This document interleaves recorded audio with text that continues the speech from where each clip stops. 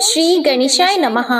मैं हूँ वामिका और आप सभी का हमारे चैनल आध्यात्मिक सागर में बहुत बहुत स्वागत है। आप सभी का दिन शुभ और मंगलमय हो और भगवान गणपति जी आपकी सभी मनोकामनाओं को पूरा करे। आज आप सुनेंगे पौष मास महात्म्य का अध्याय 24।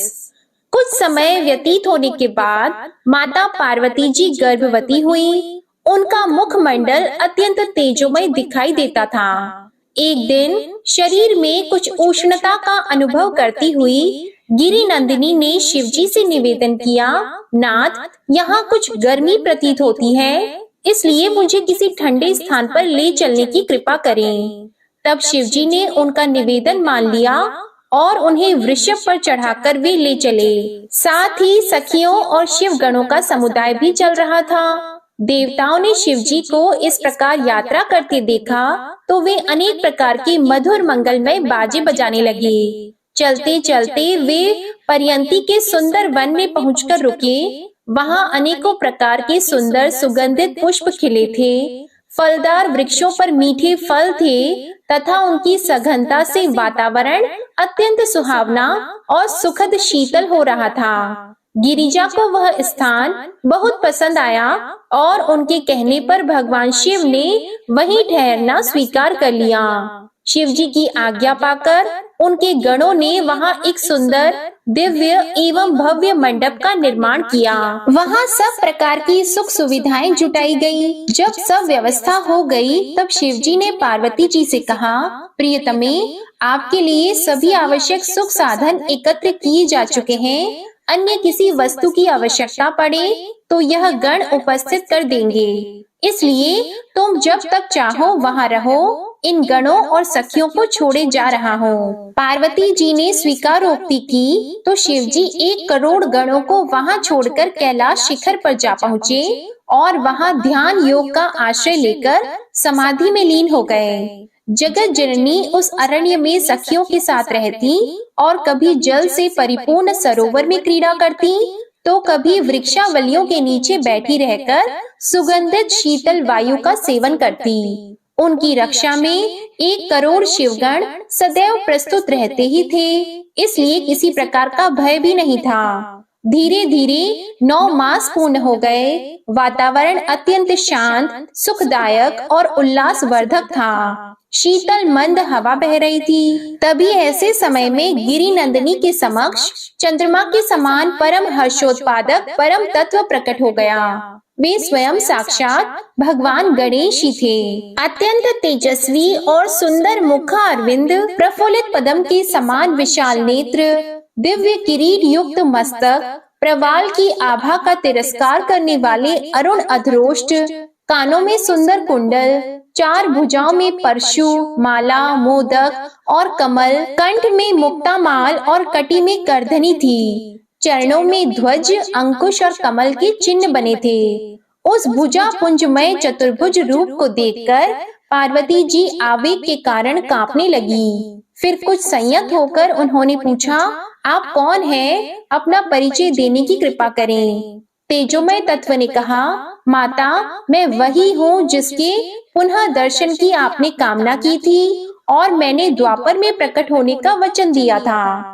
जगत के सर्ग, पालन और लय का कर्ता एवं समस्त ब्राह्मण का अधीश्वर गणेश मैं ही हूँ। गणेश, गणेश्वर, जगतपति, मयूरेश, विनायक, गजानन आदि मेरे ही नाम हैं। मैंने ही तेजस्वी ब्राह्मण के रूप में सिंदूरासुर से आपको बचाया था। मैंने त्रेता युग में असुर राज उग्रेक्षण का वध किया था। अब इस द्वापर युग में भी पुनः आपके पुत्र रूप से प्रकट हुआ हूँ। इस अवतार से मैं सिंदूर को मारकर तीनों लोकों का भय दूर करूंगा। अब मेरा नाम गजानन होगा। तब गिरिराज नंदिनी उनकी स्तुति करने लगी कि जो भक्त प्रिय, निराकार किंतु गुण भेद से साकार हो जाते हैं, उन अति स्थूल अणुओं से भी अत्यंत सूक्ष्म और व्यापक परमात्मा गणेश्वर को मैं नमस्कार करती हूँ। हे नाथ, आप अव्यक्त होते हुए भी भक्तों पर कृपा करने के लिए ही व्यक्त होते हैं। साथ ही सत्व, रज और तम तीनों के आधार हैं। आप ही माया के आश्रय स्थान, सब मायाओं को जानने वाले, सर्व समर्थ तथा सभी के अंतर में निवास करने वाले परात्पर ब्रह्मा हैं। मेरा परम सौभाग्य ही है कि आप मेरे पुत्र रूप में प्रकट हुए हैं, किंतु प्रभु ऐसी कृपा अवश्य कीजिए कि अब कभी मेरा आपसे वियोग न हो। माता के द्वारा की हुई स्तुति को सुनकर भगवान ने अपना वह रूप छिपा लिया और चतुर्भुज शिशु रूप हो गए। नाक के स्थान पर शुंड दंड, मस्तक पर चंद्रमा और हृदय पर चिंतामणि प्रकाशित थी। दिव्य वस्त्र आभूषण धारण किए हुए भगवान गजानन के उस अद्भुत रूप को माता गिरिजा ध्यान पूर्वक देखने लगी, किंतु उनके भयंकर रूप को देखकर माता बेचैन हो गई।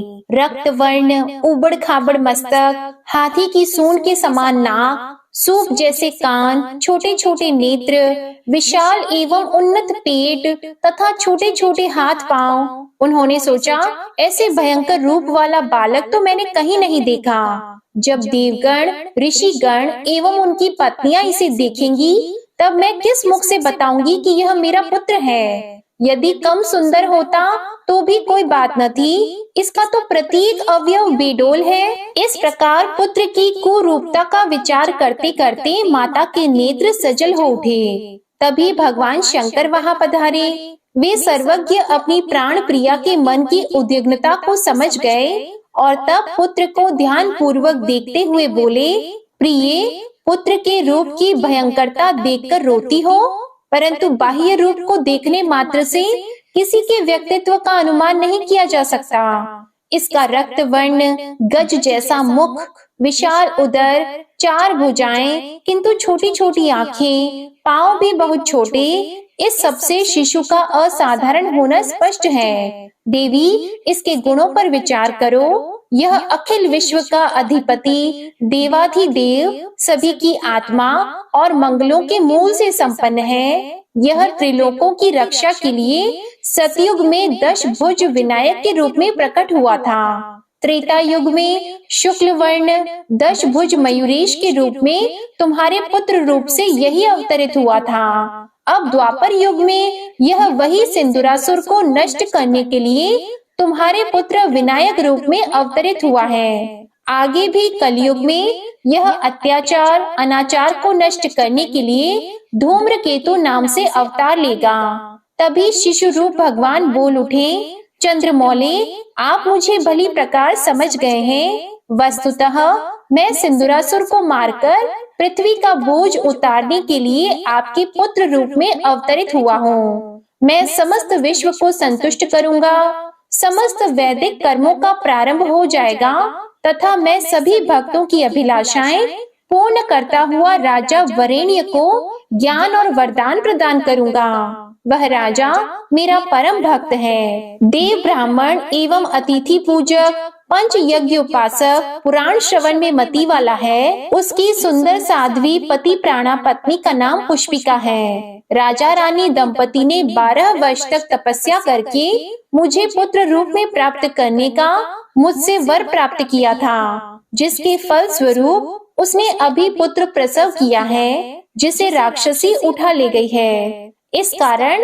रानी पुष्पिका मूर्छित पड़ी है और पुत्र के कारण प्राण त्याग देगी। इसलिए आप मुझे अभी उस प्रसूता रानी के पास पहुंचा दीजिए। यह सुनकर भगवान शंकर ने गजानन भगवान का विविध उपचारों से पूजन किया और फिर नंदी को आज्ञा दी, वत्स, तुम्हें एक कार्य बहुत ही सावधानी से संपन्न करना है। महिष्मती नगर में वरेण्य नामक धर्मात्मा राजा राज्य करते हैं। उसकी साध्वी रानी पुष्पिका ने अभी एक पुत्र प्रसव किया था, जिसे कोई राक्षसी उठा ले गई। वह रानी अभी मूर्छित पड़ी है। तुम तुरंत ही पार्वती के इस नवजात शिशु को वहां ले जाओ और मूर्छित रानी के पास लेटाकर लौट आओ। यह कार्य रानी की मूर्छा दूर होने से पहले ही पूर्ण हो जाना चाहिए, अन्यथा प्रसूता के प्राण जाने की संभावना है। नंदी ने भगवान शंकर के चरणों में प्रणाम करके शिशु रूप गजानन भगवान को लेकर महिष्मती नगर की ओर वायु वेग से चल पड़े। मार्ग में अनेक बाधाएं आईं, किंतु नंदीश्वर ने भगवान शंकर का स्मरण करते हुए अपने पराक्रम से उन बाधाओं को दूर किया। महिष्मती राजभवन के प्रसूतागार में रानी पुष्पिका अभी भी मूर्छित पड़ी थी। नंदी ने वहां पहुंचकर गजानन को उनके समीप लिटा दिया और चुपचाप वहां से निकल आए। फिर वायु वेग से चलते शीघ्र ही लौटकर आशुतोष भगवान की सेवा में उपस्थित हुए और शिव शिवा के चरणों में प्रणाम करके शिशु को वहां सकुशल पहुंचा देने का समाचार दिया। उधर पुष्पिका की मूर्छा दूर हुई तो उसने रक्त वर्ण, गजमुख, लंबोदर एवं अद्भुत वस्त्र आभूषणों से अलंकृत बालक को अपने निकट देखा। उससे वह अत्यंत भयभीत हुई और रोती हुई प्रसूति गृह से बाहर निकली। उधर शिशु का रोदन सुनकर परिचारिकाएं दौड़ती हुई भीतर गईं, तो उनके विकराल रूप को देखकर वे भी भय से कांप गईं। फिर जो भी स्त्री या पुरुष प्रसूति का गृह में गया, वही भयभीत एवं कांपता हुआ बाहर निकल आया। शिशु के भयानक रूप को देखकर कुछ तो मूर्छित ही हो गए। महाराज वरेण्य को सूचना दी गई। उन्होंने सुना कि अत्यंत भयानक आकार का एवं लाल वर्ण वाला पुत्र हुआ है, तो राजा भी चिंतित हो उठे। तभी कुछ विचारवान लोगों ने कहा, राजन, शिशु जो हमने देखा है वह ऐसा अद्भुत आकार का और महाभयंकर है कि ऐसा शिशु न कभी उत्पन्न हुआ न भविष्य में कभी होगा ही। यह लक्षण वंश को नष्ट करने वाले हैं, इसलिए ऐसे कुलनाशक बालक को घर में रखना उचित नहीं है। प्रजा को भी इसी में भलाई है। विद्वान कहलाने वाले लोगों की उक्त बातें सुनकर राजा ने अपना दूत बुलाया और उसे आदेश दिया कि राजवंश और प्रजा के लिए अहितकर ऐसे शिशु को निर्जन वन में ले जाकर छोड़ आओ और लौटकर मुझे सूचित करो। दूत जो आज्ञा कहकर प्रसूतिकागार में गया और शिशु को शीघ्रता पूर्वक उठाकर निर्जन वन में ले गया। वहां एक निर्मल जल से भरा हुआ सरोवर विद्यमान था। उस स्थान पर कोई मनुष्य नहीं पहुंच सकता था। हिंसक पशु ही जल पीने के लिए वहां आते और वृक्षों की छांव में विश्राम करते रहते। दूत ने शिशु को उस सरोवर के तट पर रखा और शीघ्रता से लौटकर राजा की सेवा में उपस्थित हुआ। उसने राजा को प्रणाम करके कहा, महाराज, मैंने आपकी आज्ञा के अनुसार उस भयंकर शिशु को हिंसक जीवों से युक्त अरण्य में सरोवर तट पर रख दिया, जहां वह व्याघ्र आदि हिंसक जंतुओं का आहार बन जाएगा।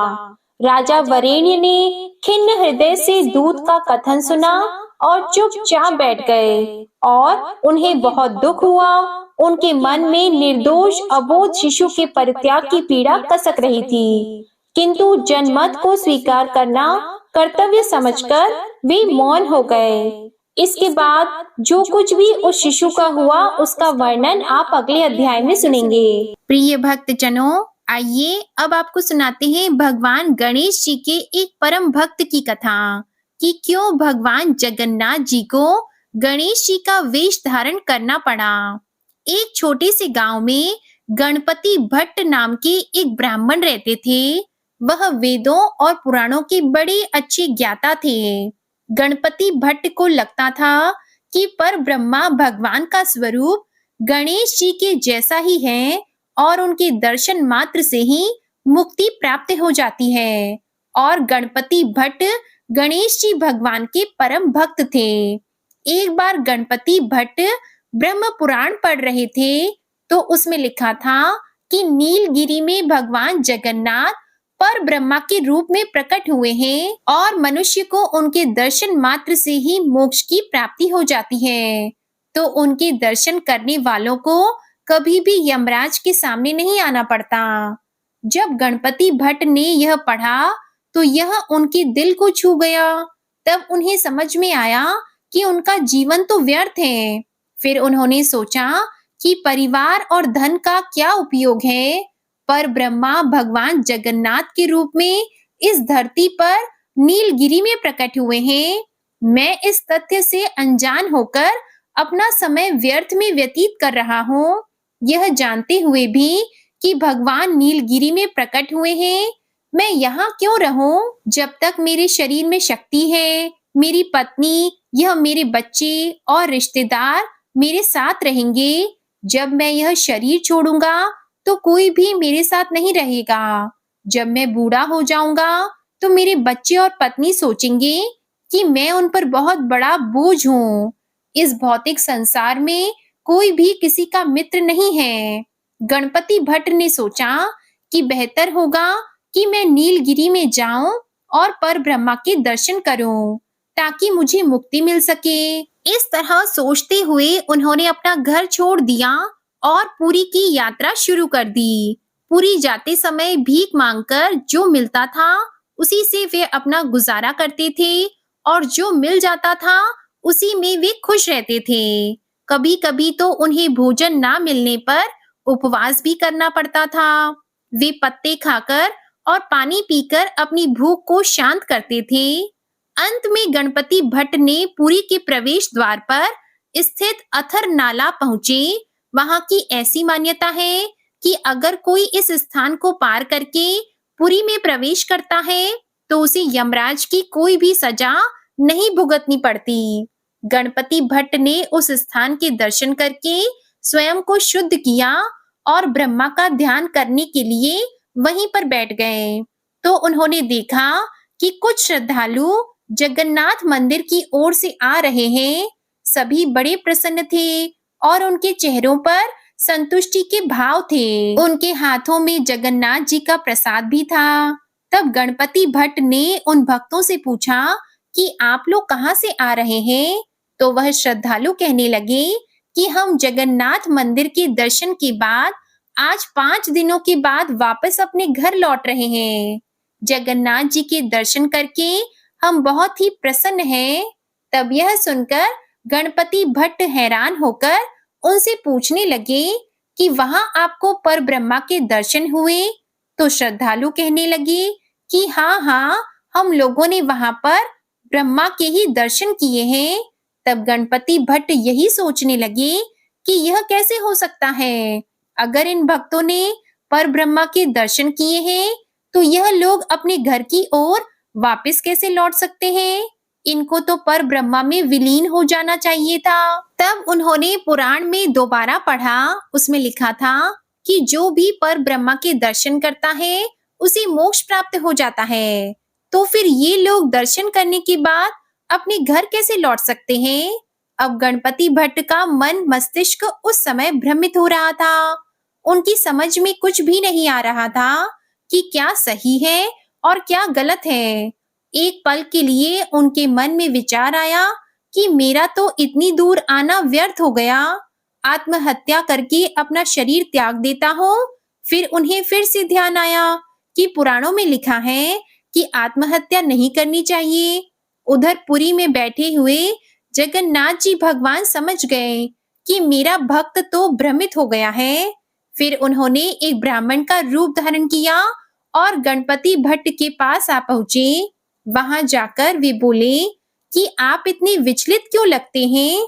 तब गणपति भट्ट ने उनकी ओर देखकर पहले तो उन्हें बड़े ही आदर पूर्वक प्रणाम किया और फिर कहा कि मैंने तो पुराणों में पढ़ा है कि नीलगिरी में परब्रह्मा के दर्शन होते ही मनुष्य मोक्ष को प्राप्त हो जाता है। लेकिन मुझे तो यहाँ आकर पता चला कि यहाँ तो कोई परब्रह्मा है ही नहीं। तो ब्राह्मण पूछने लगा कि आपको ऐसा क्यों लगता है? तो गणपति भट्ट बोला कि मैंने पढ़ा है कि जो भी मनुष्य परब्रह्मा के दर्शन करता है उसका शरीर तो परब्रह्मा में ही विलीन हो जाता है। लेकिन मैंने तो भक्तों को उनके दर्शन के बाद भी अपने घर की ओर जाते हुए देखा है। अगर वास्तव में यहाँ कोई परब्रह्मा होता तो वह लोग घर के लिए कैसे जा रहे थे? उन्हें मुक्ति क्यों नहीं मिली? तब ब्राह्मण के वेश में आए हुए जगन्नाथ भगवान जी मुस्कुराते हुए बोले, भगवान जगन्नाथ को कल्पतरु के नाम से भी जाना जाता है। मतलब कि वे सभी इच्छाएं पूर्ण करते हैं। इसलिए जो भी भक्त दर्शन करने के बाद घर लौटने की इच्छा से आता है वह वापस घर लौट जाता है। जिनकी जैसी कामना थी जगन्नाथ जी ने उनकी मनोकामना पूर्ण कर दी। जगन्नाथ जी के धाम में जो भक्त जैसी इच्छा लेकर आता है उसे उसी के अनुसार फल भी मिलता है। इसलिए यह मत सोचो कि यहाँ पर परब्रह्मा के दर्शन नहीं होते। तब ब्राह्मण की बात सुनकर गणपति भट्ट का मन बदल गया और वह जगन्नाथ जी के दर्शन करने के लिए जगन्नाथपुरी धाम की ओर चल पड़े। जिस दिन गणपति भट्ट जगन्नाथ मंदिर में सिंह द्वार पर पहुंचे, उस दिन संयोग से स्नान पूर्णिमा थी। उस समय जगन्नाथ जी, बलभद्र जी और सुभद्रा माता को स्नान मंडप में ले जाकर स्नान करवाया जा रहा था। हजारों की संख्या में भक्त अपने देवता के दर्शन करने के लिए वहां पर आए हुए थे। तब गणपति भट्ट ने भी वहां जगन्नाथ जी के दर्शन किए। गणपति भट्ट का दृढ़ विश्वास गणेश जी पर था। उनका विश्वास था कि पर ब्रह्मा का चेहरा गणेश जी जैसा है। जब उनको जगन्नाथ जी का चेहरा गणेश जी जैसा दिखाई नहीं दिया, तब गणपति भट्ट उनको बिना प्रणाम किए निराश होकर लौट आए। अपने भक्त को निराश होकर जगन्नाथ जी भगवान भला कैसे जाने देते। तब भगवान जगन्नाथ जी ने उसी रात राजा के एक सेवक को अपने दर्शन दिए। जगन्नाथ जी भगवान कहने लगे कि मेरा एक भक्त इतनी दूर से मेरे दर्शन के लिए आया था, लेकिन मेरा चेहरा गणेश जी जैसा नहीं था, तो वह निराश होकर वापस जा रहा है। इसलिए तुम तुरंत जाओ और उसे वापस बुलाकर लाओ और उससे बोलो कि वापस आकर गणेश जी मुख के दर्शन करें। यह सुनकर राजा का सेवक तुरंत उठा और गणपति भट्ट को ढूंढने के लिए चल पड़ा। गणपति भट्ट बहुत ही उदास होकर जा रहा था, तो उसके पास पहुंचकर वे कहने लगे कि आप तो बड़े ही भाग्यशाली हैं। जगन्नाथ भगवान आपको स्वयं दर्शन देना चाहते हैं, इसलिए आप मेरे साथ फिर से मंदिर चलें, जहां आपको पर ब्रह्मा के दर्शन होंगे, जहां भगवान पर ब्रह्मा के रूप में सभी को दर्शन देते हैं और आप वहां से वापस लौट रहे हैं। ऐसा कैसे हो सकता है? चलो आप मेरे साथ भगवान के दर्शन के बाद ही जाना। तो गणपति भट्ट कहने लगे कि वहां पर ब्रह्मा कहाँ है? उनका चेहरा गणेश जी जैसा नहीं है और मेरा दृढ़ विश्वास है कि पर ब्रह्मा का चेहरा गणेश जी के मुख के समान है। मुझे तो उनके चेहरे पर सूंड भी दिखाई नहीं दी। फिर तुम मुझे वापस लौटने के लिए क्यों कह रहे हो? तो मुदीरत कहने लगे कि आप एक बार दोबारा से मंदिर जाएं, आपको इस बार परब्रह्मा के रूप में गणेश जी का चेहरा दिखाई देगा। इस तरह राजा के सेवक के बार बार अनुरोध करने पर गणपति भट्ट फिर से मंदिर में गए, तो इस बार उन्हें भगवान जगन्नाथ और बलभद्र के चेहरे पर एक बड़ी सूंड और सुंदर दंत के दर्शन हुए। तो जिसे देखकर गणपति भट्ट ने प्रसन्न होकर उनकी स्तुति की। गणपति भट्ट परब्रह्मा के ध्यान में लीन होकर पृथ्वी पर गिर पड़े और उनकी आत्मा प्रभु में विलीन हो गई। वहां उपस्थित भक्त इस बात के प्रत्यक्षदर्शी बने हैं। प्रिय भक्तजनों, कहा जाता है कि उसके बाद से ही स्नान पूर्णिमा के दिन जगन्नाथ जी का हाथी भेष या फिर गजानन भेष बनाया जाता है। भगवान जगन्नाथ जी की महानता देखिए। भगवान परब्रह्मा और भगवान शिव भी इनकी पूजा करते हैं। अपने भक्त को संतुष्ट करने के लिए उन्होंने हाथी का चेहरा स्वीकार किया, इसलिए उन्हें भावग्रही कहा जाता है, जो अपने भक्त के भाव को स्वीकार करते हैं। जय श्री गणेश। तो प्रेम से बोलिए जगन्नाथ भगवान की जय। आइए अब आपको सुनाते हैं श्रीमद् भगवद गीता का अध्याय 17। अर्जुन ने भगवान श्री कृष्ण से कहा, हे कृष्ण, जो लोग शास्त्र के नियमों का पालन न करके अपनी कल्पना के अनुसार पूजा करते हैं, उनकी स्थिति कौन सी है? वे सतोगुणी हैं, रजोगुणी हैं या तमोगुणी हैं?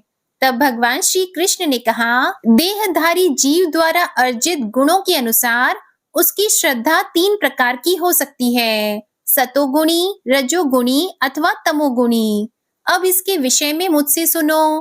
हे भरत पुत्र, विभिन्न गुणों के अंतर्गत अपने अपने अस्तित्व के अनुसार मनुष्य एक विशेष प्रकार की श्रद्धा विकसित करता है।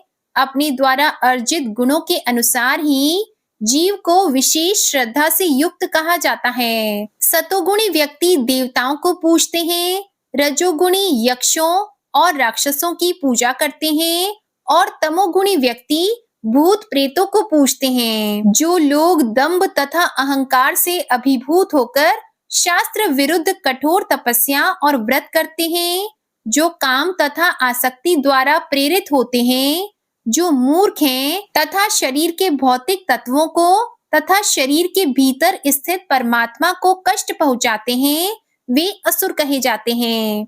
यहाँ तक कि प्रत्येक व्यक्ति जो भोजन पसंद करता है वह भी प्रकृति के अनुसार 3 प्रकार का होता है।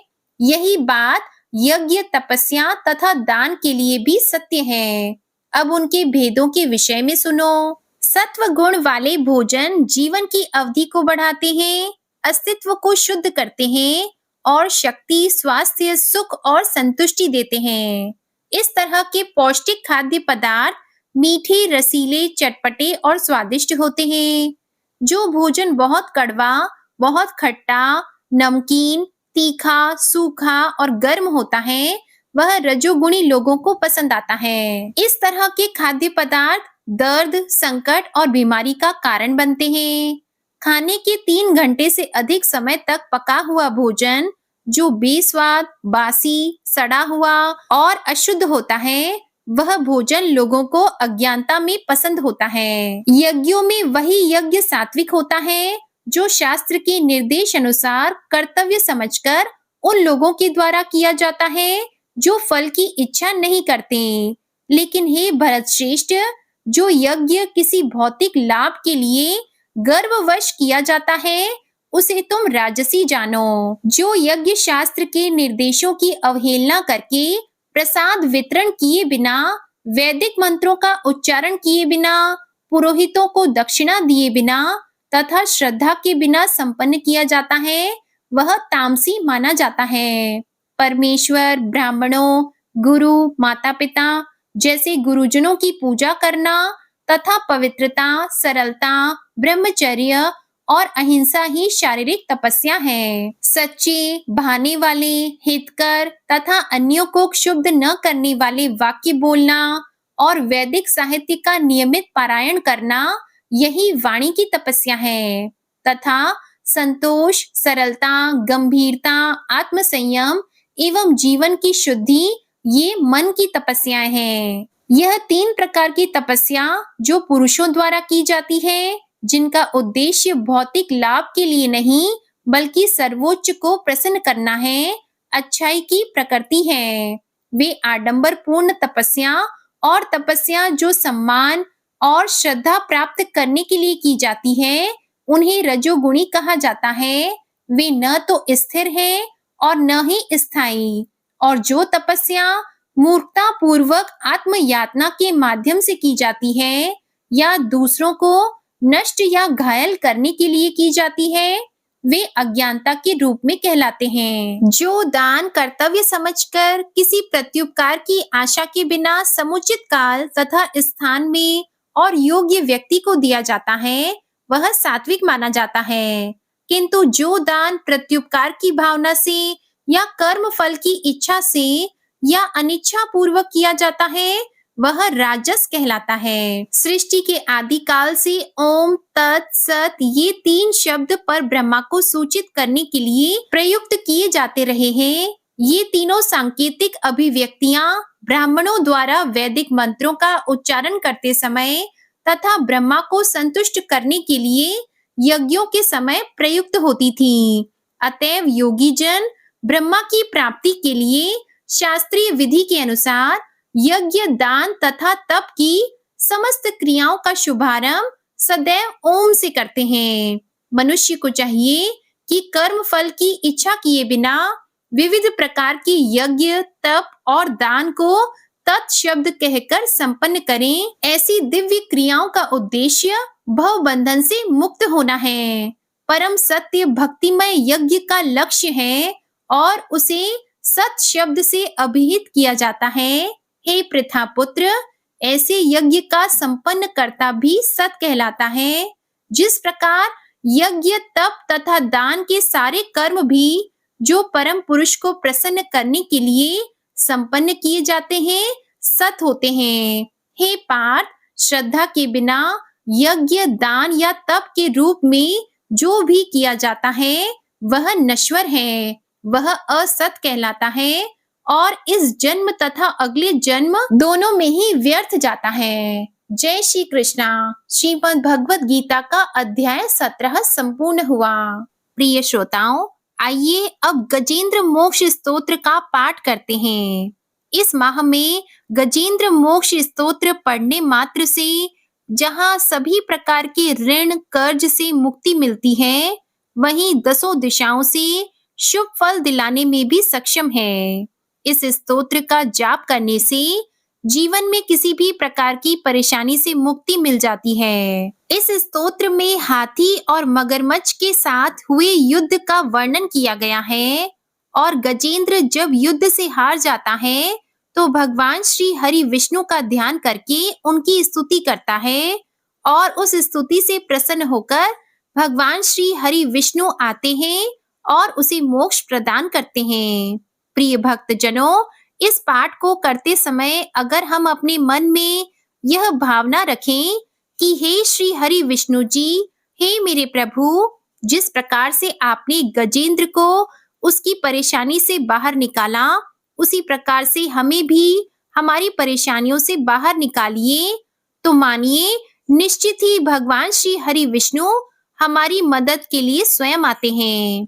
तो आइए बड़ी ही भक्ति और सच्ची भावना से भगवान श्री हरि विष्णु का ध्यान करके इस परम कल्याण स्तोत्र का पाठ करते हैं। शुक जी ने कहा कि बुद्धि के अनुसार पिछले अध्याय में वर्णन किए गए रीति से अपने मन को नियंत्रित कर और हृदय को स्थिर करके गजेंद्र अपने पिछले जन्म में याद किए गए सर्वोच्च कार्य और बार बार जाप किए जाने वाले स्तोत्र का जाप करने लगा। गजेंद्र ने मन ही मन श्री हरि विष्णु को ध्यान करते हुए कहा कि जिनके प्रवेश करने से शरीर और मस्तिष्क चेतन की तरह व्यवहार करने लगते हैं, ओम द्वारा लक्षित और पूरे शरीर में प्रकृति और पुरुष के रूप में प्रवेश करने वाले उस सर्वशक्तिमान देवता का मैं मन ही मन स्मरण करता हूँ, जिनके सहारे ये पूरा संसार टिका हुआ है, जिनसे ये संसार अवतरित हुआ है, जिन्होंने प्रकृति की रचना की है और जो खुद उसके रूप में प्रकट हैं, लेकिन इसके बावजूद भी वो इस दुनिया से सर्वोपरि और श्रेष्ठ हैं। ऐसे अपने आप और बिना किसी कारण के भगवान की मैं शरण में जाता हूँ। अपने संकल्प शक्ति के बल पर अपने ही स्वरूप में रचित और सृष्टि काल में प्रकट एवं प्रलय में अप्रकट रहने वाले इस शास्त्र प्रसिद्धि प्राप्त कार्य कारण रूपी संसार को जो बिना कुंठित दृष्टि के साक्ष्य रूप में देखते रहने पर भी लिप्त नहीं होते, चक्षु आदि प्रकाशकों के परम प्रकाशक प्रभु आप मेरी रक्षा करें। बीतते गए समय के साथ तीनों लोकों और ब्रह्म आदि लोकपालों के पंचभूत में प्रवेश कर जाने पर और पंचभूतों से लेकर महत्वपूर्ण सभी कार्यों के उनकी परम करुणा स्वरूप प्रकृति में मग्न हो जाने पर उस समय दुर्गे और घोर अंधकार रूपेण प्रकृति से ही बच रही थी। उस अंधकार से परे अपने परम धाम में जो सर्वव्यापी भगवान सभी दिशाओं में प्रकाशित होते रहते हैं, वो भगवान मेरी रक्षा करें। विभिन्न नाट्य रूपों में अभिनय करने वाले और उस अभिनेता के वास्तविक स्वरूप को जिस प्रकार से साधारण लोग भी नहीं पहचान पाते, उसी तरह से सत्व प्रधान देवता और महर्षि भी जिनके स्वरूप को नहीं जान पाते, ऐसे में कोई साधारण प्राणी उनका वर्णन कैसे कर सकता है।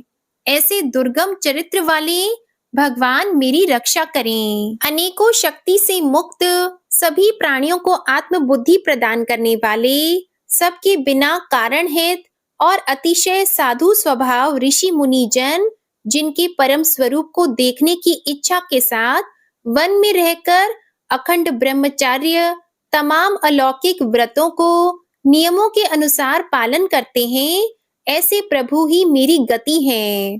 वह जिनका हमारी तरह ना तो जन्म होता है और ना जिनका अहंकार में कोई भी काम नहीं होता, जिनके निर्गुण रूप का ना कोई नाम है और ना कोई रूप है, इसके बावजूद भी वह समय के साथ इस संसार की सृष्टि और प्रलय के लिए अपनी इच्छा से अपने जन्म को स्वीकार करते हैं। उस अनंत शक्ति वाले परम ब्रह्मा परमेश्वर को मेरा नमस्कार है। प्राकृत, आकार रहित और अनेक रूप वाले अद्भुत भगवान को मेरा बार बार नमस्कार है। स्वयं प्रकाशित सभी साक्ष्य परमेश्वर को मेरा शत शत नमन है। वैसे देव जो मन, वाणी और चित्त वृत्तियों से परे हैं, उन्हें मेरा बारंबार नमस्कार है। विवेक से परिपूर्ण पुरुष के द्वारा सभी सत्व गुणों से परिपूर्ण निवृत्ति धर्म के आचरण से मिलने वाले योग्य मोक्ष सुख की अनुभूति रूपी भगवान को मेरा नमस्कार है। सभी गुणों के स्वीकार शांत रजोगुण को स्वीकार करके अत्यंत और तमोगुण को अपनाकर मूड से जाने जाने वाले बिना भेद के और हमेशा सद्भाव से ज्ञान धनी प्रभु को मेरा नमस्कार है। शरीर के इंद्रिय के समुदाय रूप सभी पिंडों के ज्ञाता, सभी के स्वामी और साक्षी स्वरूप देव आपको मेरा नमस्कार है। सभी के अंतर्यामी, प्रकृति के परम कारण लेकिन स्वयं बिना कारण भगवान को मेरा शत शत नमस्कार है।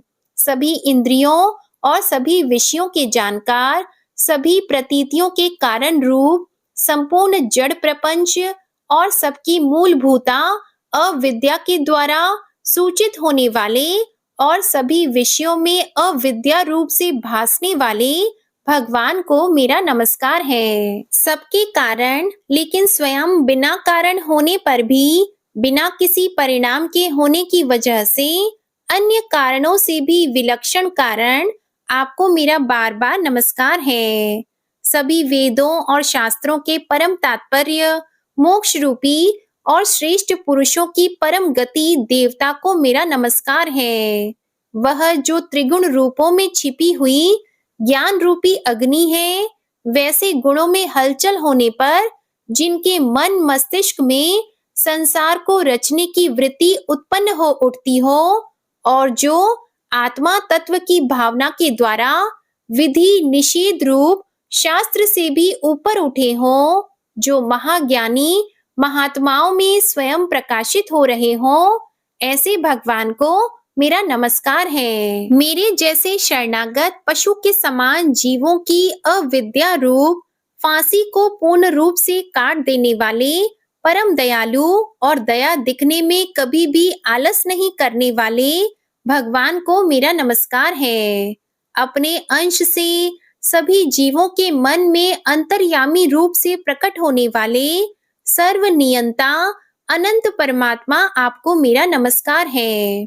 जो शरीर, पुत्र, मित्र, घर और संपत्ति सहित कुटुंबियों में अशक्त लोगों के द्वारा कठिनाई से मिलते हों और मुक्त पुरुषों के द्वारा अपने हृदय में निरंतर चिंतित ज्ञान स्वरूप सर्वसमर्थ परमेश्वर को मेरा नमस्कार है। वह जिन्हें धर्म, अभिलषित भोग, धन और मोक्ष की कामना से मनन करके लोग अपनी मनचाही इच्छा पूर्ण कर लेते हैं, अपितु जिन्हें विभिन्न प्रकार के अयाचित भोग और अविनाशी पार्षद शरीर भी देते हैं, वैसे अत्यंत दयालु प्रभु मुझे इस प्रकार के विपदा से हमेशा के लिए बाहर निकालें। वह जिनके एक से अधिक भक्त हैं, जो मुख्य रूप से एकमात्र उसी भगवान की शरण में हैं, जो धर्म, अर्थ आदि किसी भी पदार्थ की अभिलाषा नहीं रखते हैं, जो केवल उन्हीं के परम मंगलमय एवं अत्यंत विलक्षण चरित्र का गुणगान करते हुए उनके आनंदमय समुद्र में गोती लगाते रहते हैं, उन अविनाशी, सर्वव्यापी, सर्वमान्य ब्रह्म आदि के भी नियामक, अभक्तों के लिए भी हमेशा प्रकट होने वाले,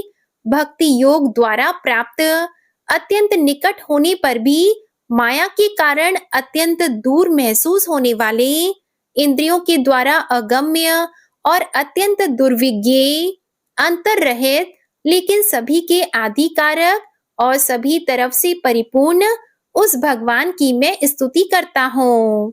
वो जो ब्रह्मा सहित सभी देवता, चारों वेद, समस्त चर और अचर जीव के नाम और आकृति भेद से, जिनके अत्यंत क्षुद्र अंशों से रचित हैं, जिस तरह से जलती हुई अग्नि की लपटें और सूरज की किरणें हर बार निकलती हैं और फिर से अपने कारण में लीन हो जाती है, उसी प्रकार बुद्धि, मस्तिष्क, इंद्रियां और नाना योनियों के शरीर, जिन सभी गुणों से प्राप्त शरीर जो स्वयं प्रकाश परमात्मा से अवतरित होकर फिर से उन्हीं में लीन हो जाता है। वह भगवान जो ना तो देवता है, ना असुर, ना मनुष्य और ना ही मनुष्य से नीचे किसी अन्य योनि के प्राणी, ना ही वो स्त्री है, ना पुरुष और ना ही नपुंसक, और ना ही वो कोई ऐसे जीव हैं जिनका इन तीनों ही श्रेणी में समावेश है।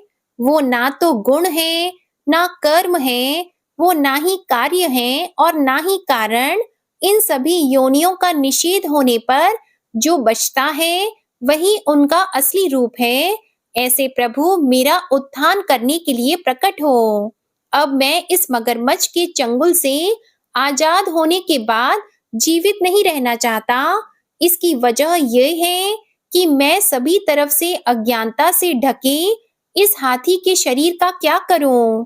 मैं आत्मा के प्रकाश से ढक देने वाले अज्ञानता से युक्त इस हाथी के शरीर से मुक्त होना चाहता हूँ, जिसका काल क्रम से अपने नाश नहीं होता, बल्कि ईश्वर की दया और ज्ञान से उदय हो पाता है। इस प्रकार से मोक्ष के लिए लालायित संसार के रचयिता स्वयं संसार के रूप में प्रकट, लेकिन संसार से परे, संसार में एक खिलौने की तरह खेलने वाले, संसार में आत्म रूप से व्याप्त, अजन्मा, सर्वव्यापी एवं प्राप्य वस्तुओं में सर्वश्रेष्ठ श्री हरि का केवल स्मरण करता हूँ और उनकी शरण में जाता हूँ। वह जिन्होंने भगवत शक्ति रूपी योग के द्वारा कर्मों को जला डाला है, जिन्हें समस्त योगी ऋषि अपने योग के द्वारा अपनी शुद्ध हृदय में प्रकट देखते हैं, उन योगेश्वर भगवान को मेरा नमस्कार है।